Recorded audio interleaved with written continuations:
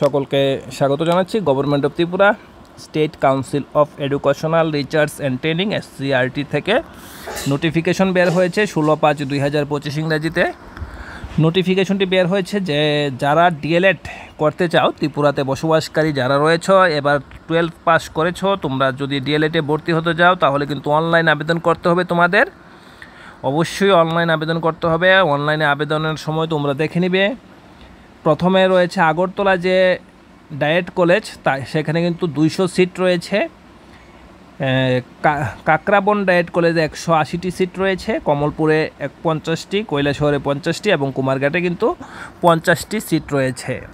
এবং যথাক্রমে সেই জায়গায় কিন্তু রিজার্ভেশন পলিসিও দেওয়া রয়েছে, কোন ডায়েটে কতজন কিন্তু রিজার্ভড থাকবে। ওয়েবসাইট কিন্তু যে ওয়েবসাইটে গিয়ে তোমরা ফর্ম ফিল আপ করবে www.scrtonline.tripura.in, এই ওয়েবসাইটে কিন্তু তোমরা ফর্ম ফিল আপ করবে। এবং অ্যাপ্লিকেশনের যে ফি সেটা কিন্তু ইউআরদের জন্য 200 টাকা এবং SC/STর জন্য কিন্তু 150 টাকা। এবং starting date of application starting হবে কবে থেকে? অ্যাপ্লিকেশন স্টার্টিং হবে কিন্তু 20/5/2025 12টা 1 থেকে কিন্তু স্টার্ট হবে, 12টা 1। এবং ক্লোজিং ডেট হবে তোমাদের 2/6/2025 11টা 59 কিন্তু ক্লোজ হয়ে যাবে।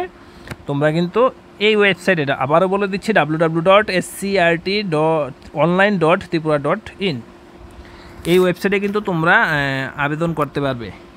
এই জায়গায় কি SCRT অনলাইন ONLINE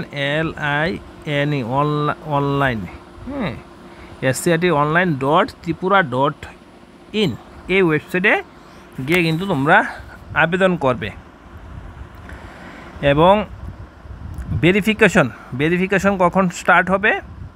ভেরিফিকেশন করতে হবে কিন্তু তোমাদের ভেরিফিকেশন করতে হবে starting date of physical verification 20/5/2025 থেকে ক্লোজিং ডেট হবে 5/6/2025।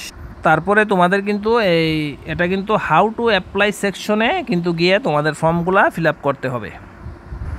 ভেরিফিকেশনের সময় তোমাদের কি নিয়ে যেতে হবে? মাধ্যমিকের অ্যাডমিট কার্ড নিয়ে যেতে হবে। তারপর মাধ্যমিকের marksheet, higher secondary or equivalent examination marksheet, permanent address certificate PR3C, SCRT OBC certificate, এবং রিলিভেন্ট যে ডকুমেন্টস সেগুলো কিন্তু তোমাদের নিয়ে যেতে হবে।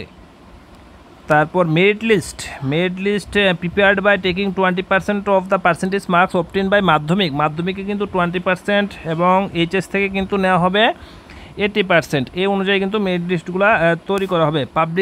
Publication of merit list of all eligible candidates will be available in ওয়েবসাইটে কিন্তু সব এলিজিবল ক্যান্ডিডেটসের পাওয়া যাবে। অর্থাৎ কিন্তু তোমরা কিন্তু ফর্ম ফিল আপের সঙ্গে সঙ্গে তোমাদের কিন্তু ফিজিক্যাল ভেরিফিকেশন করতে হবে, না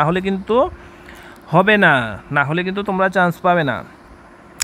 তারপরে রয়েছে কি selection of institute admission will be based on merit এবং রিজার্ভেশন পলিসি অনুযায়ী কিন্তু তোমাদের ক্যান্ডিডেটসদের চুজ করতে পারবে। এবং the selected candidates will have to pay online 2000 টাকা পে করতে হবে এবং 1000 টাকা পে করতে হবে। অ্যাডমিশন ফি করতে হবে 2000 টাকা এবং সেটা কি লিখেছে কোশন মানি, ঠিক আছে, রিফান্ডেবল দিতে হবে, এটা দিতে হবে 1000 টাকা। এবং applicants will be admitted according to মেরিটের অনুযায়ী কিন্তু অ্যাপ্লিক্যান্ট কিন্তু ভর্তি হবে।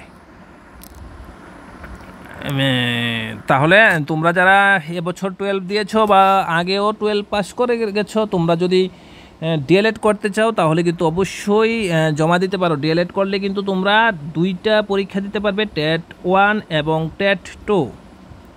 TET 1 দিতে পারবে ক্লাস 12 এবং তোমাদের DLED দিয়ে, এবং TET 2 দিতে পারবে গ্র্যাজুয়েশন মানে BA পাস এবং DLED দিয়ে।